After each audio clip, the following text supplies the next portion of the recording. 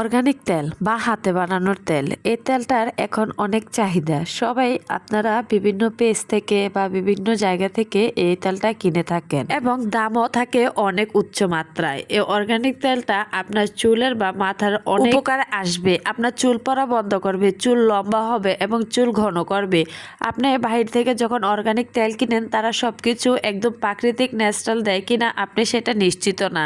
কিন্তু আপনি যদি এই ভিডিওটার মাধ্যমে ঘরে বসেই কিভাবে তেল তৈরি করে এবং নিজে নিজে বানিয়ে দিতে পারেন, তাহলে আপনার জন্য অনেক উপকার আসবে।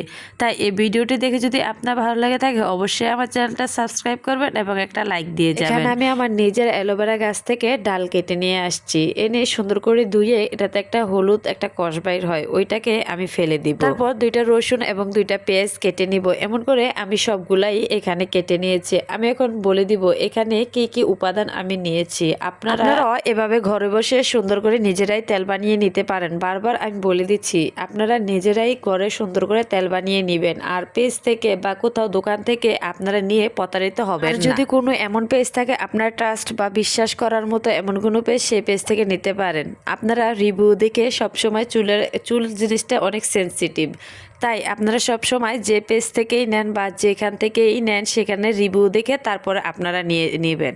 এখানে আমি নিয়েছি প্রথমে কালো জিরা এবং কি গোলমরিচ, পেঁয়াজ, রসুন, নিম পাতা, আমলকি, মেথি এবং নাকফুল, তেজপাতা, এলাচ, অ্যালোভেরা সবগুলো আমি একত্রিত করে নিয়েছি। তারপরে আমি এখানে নিয়েছি একটা নারকেল তেল। নারকেল তেল আমি সবটাই দিয়ে দিব। একটু বেশি করেই বানাবো যাতে আমার অনেক দিন চলে যায়। আমি আমার হাতের বানানো তেলই ব্যবহার করি নিজের জন্য এবং আমার মেয়ের জন্য। আপনারা ব্যবহার করে দেখতে পারেন। এখানে আমি 2টা বোতল ব্যবহার করব, একটা বড়টা আর একটা মেজোটা।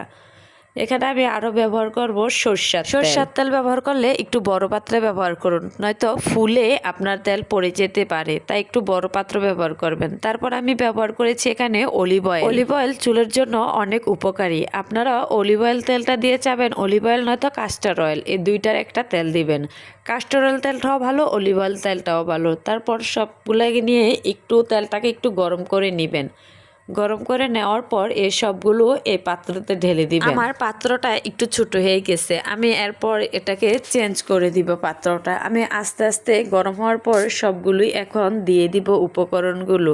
আপনারা আমি যেভাবে বানিয়েছি আপনারা ঠিক সেভাবে বানিয়ে দেখতে পারেন বাসায় এবং আমাকে রিভিউটা জানাতে পারেন যে কেমন হয়েছে। এখানে আমি এক এক করে সবকিছু নিজের হাতে বানানো সবকিছুই ভরসাযোগ্য। এখানে আমি সবকিছুই পরিমাণ মতো করে দিয়েছি। আপনারা যতটুকু তেল নেবেন তার পরিমাণ করে বানিয়ে নেবেন। এখানে আমি প্রথমে বুঝতে পারিনি যে পাতিলটা একদম ছোট হয়ে গিয়েছে। আসলে এই যে তেলগুলো সরষের তেল দেওয়াতে এটা একটু উপরে পড়তেছে, তাই আমি পাতিলটা চেঞ্জ করে নিব। আপনাদেরকে বারবার বলে দিচ্ছি সরষের তেল আপনারা ব্যবহার করলে একটু বড় পাতিল ব্যবহার করবেন। আর এগুলো যতক্ষণ পর্যন্ত লাল না হবে ততক্ষণ পর্যন্ত আপনারা তেলটা এভাবে করতে থাকবেন। দেখবেন আপনার তেলটা তো অনেক সুন্দর একটা ঘ্রাণ আসবে। এই তো আমি আমার পাতিলটা চেঞ্জ করে নিয়েছি। পাতিলটা চেঞ্জ করে আমি এটাকে সুন্দর করে নাড়তে থাকবো, আর হালকা মিডিয়াম আগুনটা থাকবে। বেশি আঁচ দিয়ে আপনারা তেলটা বানাবেন না, হালকা আছে সুন্দর করে। এই তো আমার এটা এখন একদম লাল হয়ে গিয়েছে, তার মানে আমার তেলটা হয়ে গেছে। আমি এখন চুলাটা অফ করে দিব। অফ করে দেওয়ার পর আমি এটাকে ঠান্ডা হতে সময় দিব। আমি এটা রাত্রে বানিয়েছি, আমি এটাকে সকালে বোতলে ট্রান্সফার করে নিব। এই তো আমি এখন সকালে বোতলে ট্রান্সফার করে নিয়েছি। এটা দিয়ে 1 বোতল হয়ে 2টা দিয়ে 2 বোতল হয়েছে, কিন্তু এই বোতলটা দিয়ে আমি আরেকজনকে তেল দিয়ে দিয়েছি, তাই এখানে তেল কম। দেখেন দেখতেই কত সুন্দর, তাই না? এই দেখেন আমার ছোট্ট মেয়ের চুলগুলা, আমি ওর চুলেও এগুলাই ব্যবহার করি। আপনারা ব্যবহার করে রিভিউ জানাতে পারেন এবং নিজেরাও বাসায় বসে বানিয়ে ফেলতে পারেন ঘরোয়া এবং অর্গানিক তেল। আল্লাহ হাফেজ। কার কার ভিডিওটা ভালো লাগছে প্লিজ একটা লাইক এবং একটু করে সাবস্ক্রাইব করে দিবেন চ্যানেলটা। ধন্যবাদ।